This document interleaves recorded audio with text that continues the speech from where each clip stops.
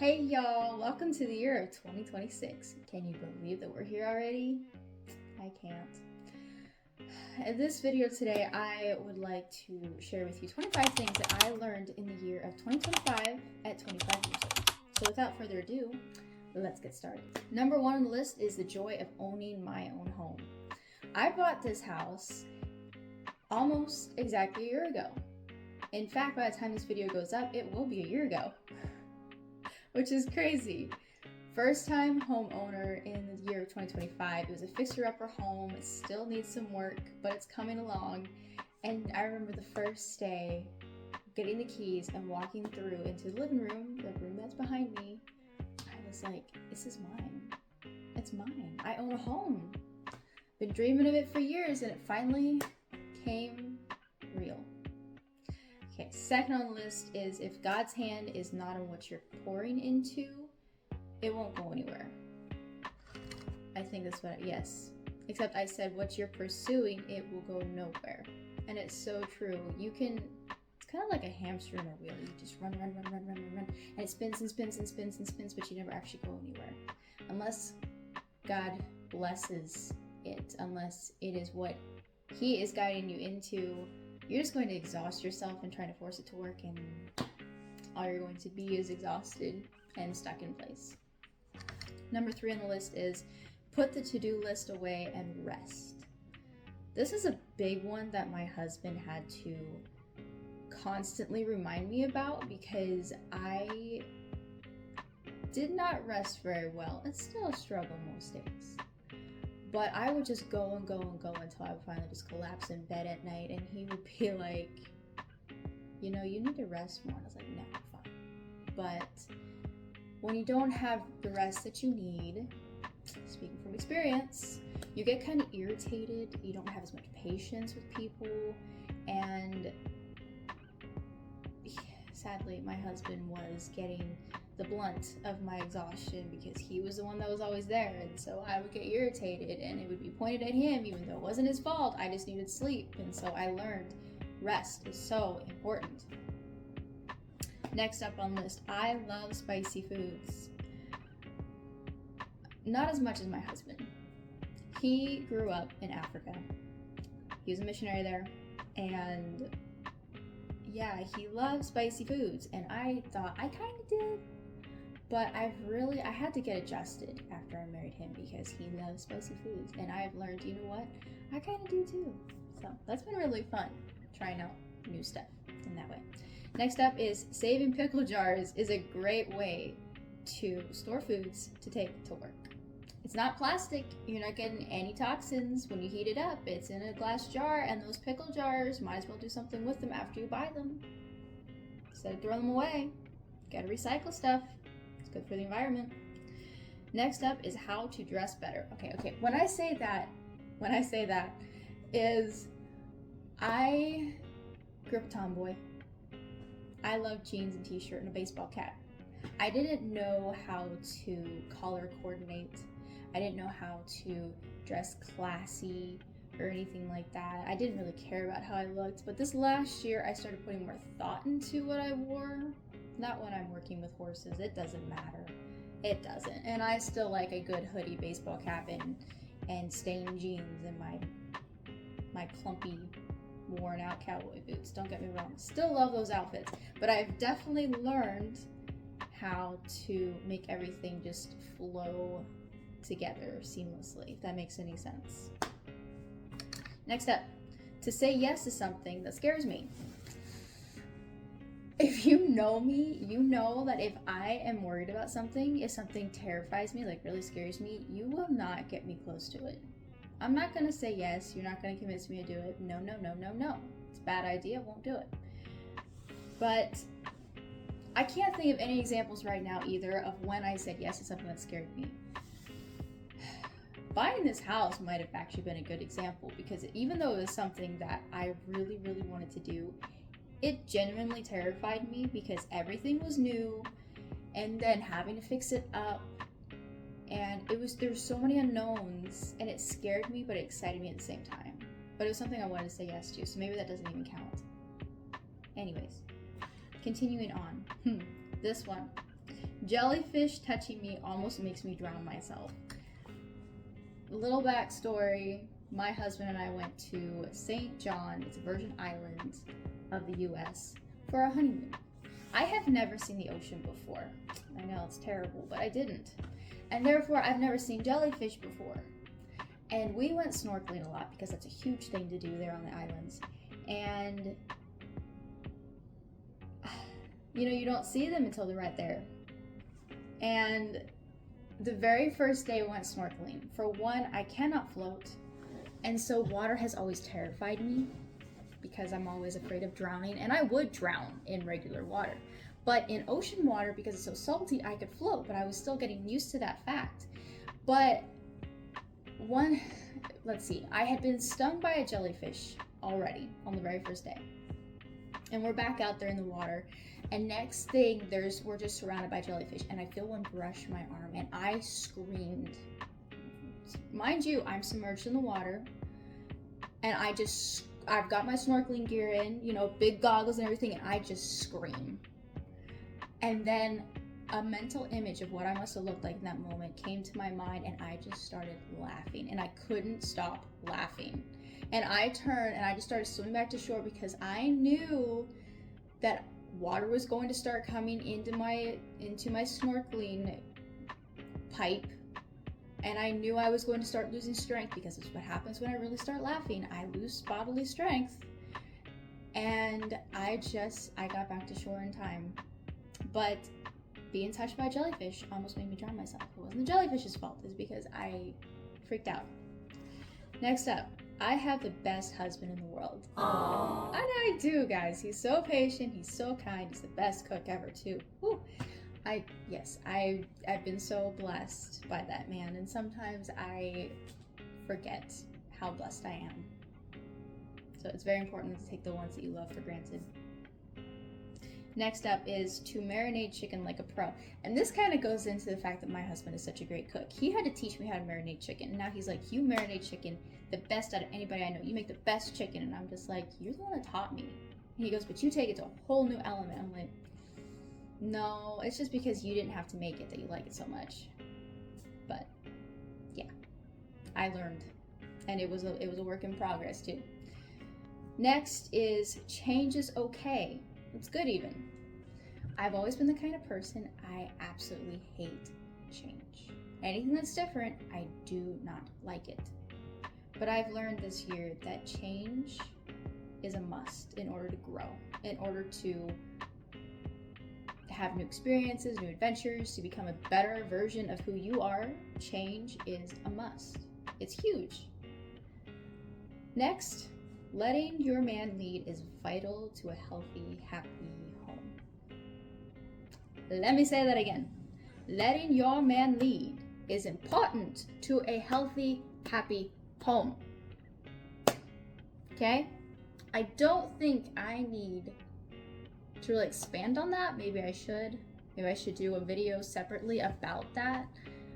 But it's just so much less stressful, not just for you, because you're not constantly just worrying about this, and he's not stressed about you being stressed, and then he's not trying to block off you taking control, and then he just has the space and the peace to make the decisions that he needs to make. But also, you gotta have his back. You gotta trust in him. You gotta have faith in the man. That goes a long, long way too. Okay. Next is what the ocean looked like. I already said I never saw the ocean before. So that was kind of cool. And it's beautiful. It's kind of freaky in its own sense, but it's beautiful. Next, don't move into your fixer-upper home until your projects are done. I could pan this camera right now. Actually, you can see it right above me right here. Those are lights.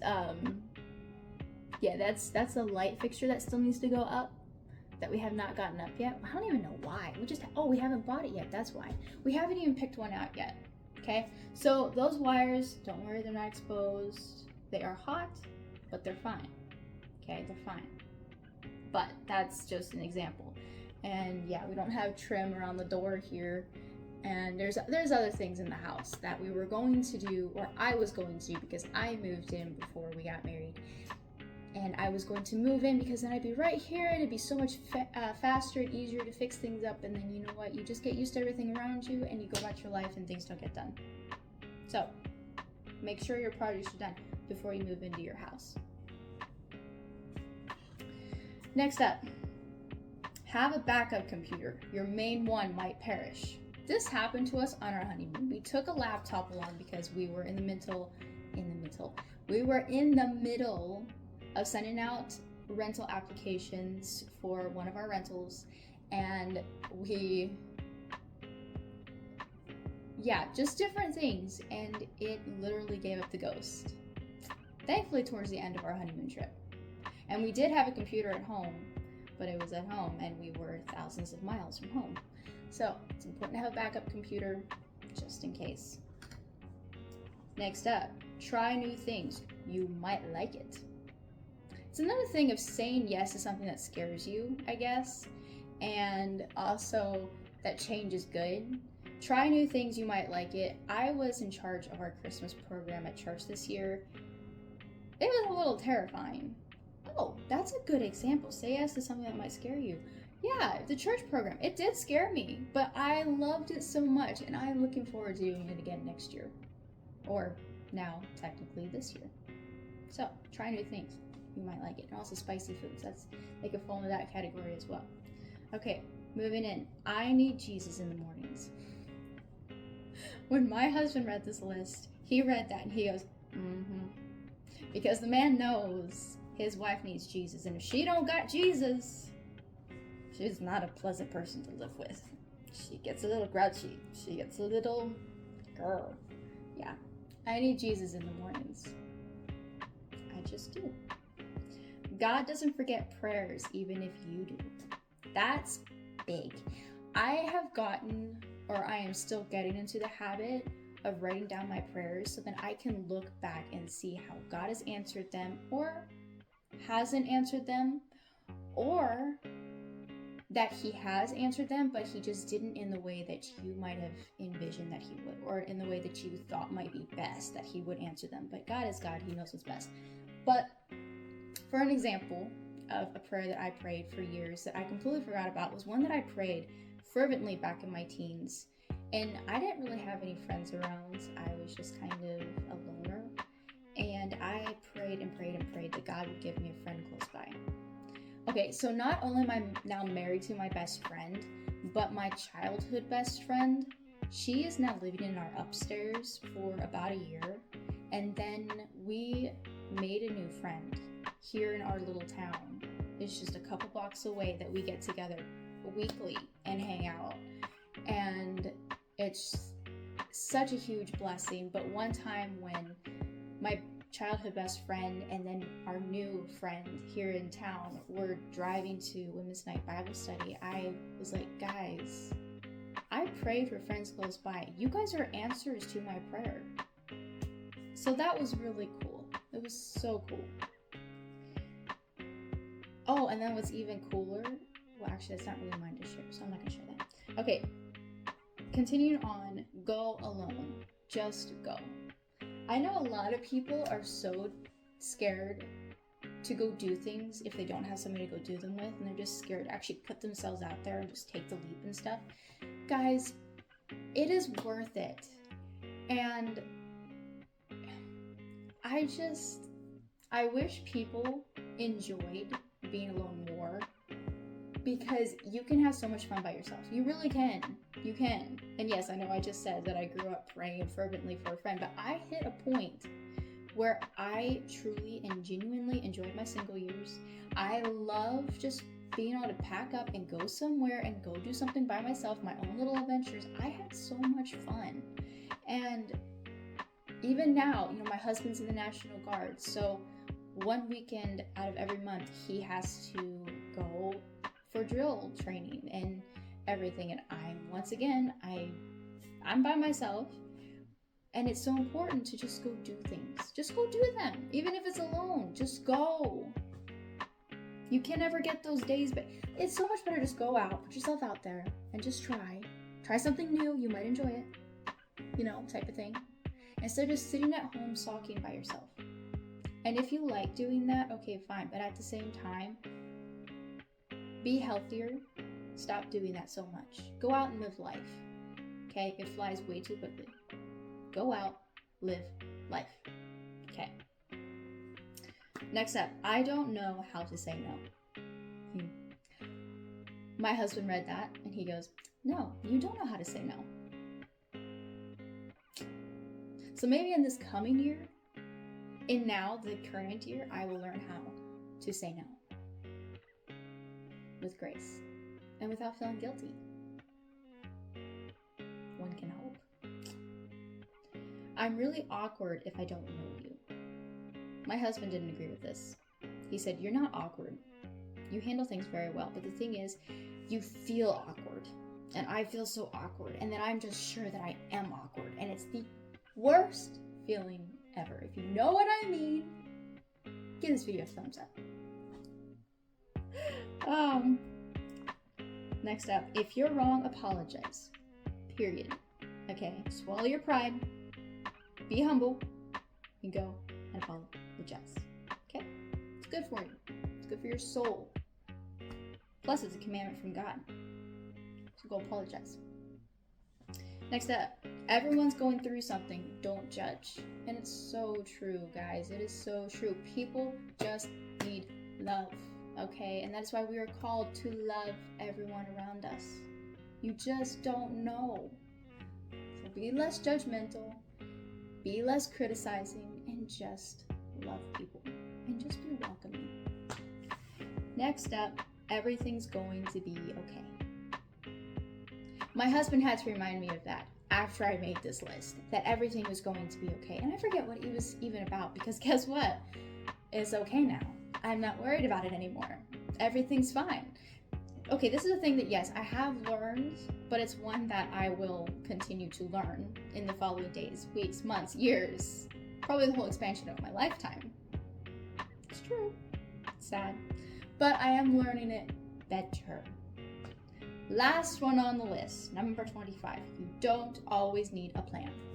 We didn't for our honeymoon. We didn't. We went on our honeymoon. We kind of had an idea of what we wanted to do, but we got there and we just, day by day, just lived our life there. And we enjoyed it so much. So, you don't always need a plan. It's okay to just fly by the seat of your britches. Try not to run into any walls while you're doing it. That would really hurt and suck. But, yeah. Those are the 25 things I learned in the year of 2025 as a 25-year-old. So, if you like this video, again, give it a thumbs up and subscribe if you want to. You don't have to. I won't be hurt if you don't. But thanks for watching this video. See you guys. I'll see you guys later. Bye.